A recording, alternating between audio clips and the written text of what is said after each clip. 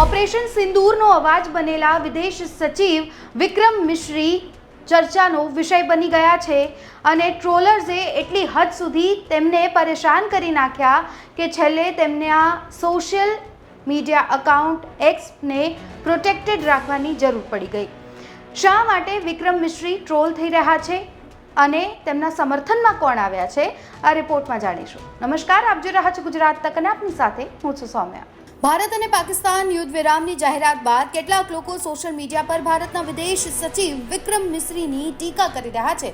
Social media પર થઈ રહેલી ટ્રોલિંગની વચ્ચે વિક્રમ મિશ્રીએ પોતાનું એક્સ એકાઉન્ટની પોસ્ટ પ્રોટેક્ટેડ કરી નાખી છે। ઘણા ટીકાકારોએ વિક્રમ મિશ્રીના જૂના ફોટો અને પરિવારના સભ્યો અંગે ખરાબ ટિપ્પણીઓ પણ કરી છે, પરંતુ ટ્રોલિંગ વચ્ચે એઆઈએમઆઈએમના પ્રમુખ હૈદરાબાદના સાંસદ અસદુદ્દીન ઓવૈસી વિક્રમ મિશ્રીના ટેકામાં ઉતરી પડ્યા છે। તેમણે વિક્રમ મિશ્રીને સપોર્ટ કર્યો છે। ઓવૈસીએ સોશિયલ મીડિયા પ્લેટફોર્મ એક્સ પર એક પોસ્ટ લખી આ ટ્રોલર્સને ખખડાવી નાખ્યા છે।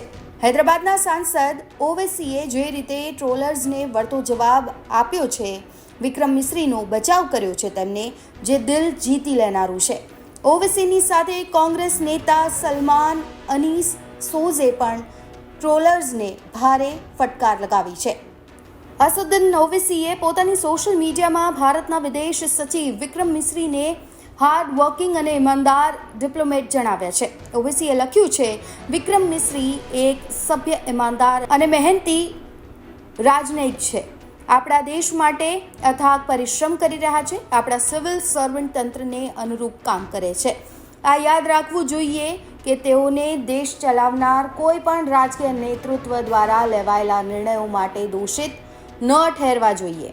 આ અગાઉ કોંગી નેતા સલમાન અનીસ સોઝે પણ વિદેશ સચિવ વિક્રમ મિશ્રીનો પક્ષ લેતા ટ્રોલર્સ પર પ્રહાર કર્યા હતા। કોંગ્રેસ નેતા સલમાન અનીસ સોઝે સોશિયલ મીડિયા પ્લેટફોર્મ એક્સ પર લખ્યું હતું કે વિક્રમ મિશ્રી એક કાશ્મીરી છે અને તેમણે ભારતને ગૌરવ અપાવ્યું છે। ગમે તેટલી ટ્રોલિંગ દેશ પ્રત્યેની તેમની સેવાને ઓછી કરી શકતી નથી। જો તમે આભાર ન કહી શકો તો તમારું મોં બંધ રાખો। ઉલ્લેખનીય છે કે ભારતના વિદેશ સચિવ વિક્રમ મિશ્રી સેનાના કર્નલ સોફિયા કુરેશી અને વાયુસેનાની અધિકારી વિંગ કમાન્ડર વ્યોમિકા સિંહ પહેલગામ આતંકવાદી હુમલા બાદ શરૂ કરાયેલા ઓપરેશન સિંદૂરનો અવાજ બનીને સામે આવ્યા।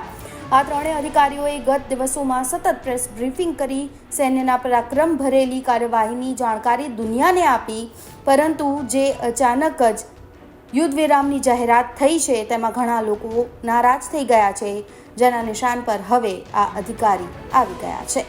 તો ઓપરેશન સિંદૂરની જાણકારી સમગ્ર વિશ્વ સામે રજૂ કરનાર, પ્રેસ બ્રીફિંગ આપનાર વિક્રમ મિશ્રી હાલ ટ્રોલર્સના સકંજામાં આવી ગયા છે અને લોકો ટીકા ટિપ્પણી તેમના પર કરી રહ્યા છે।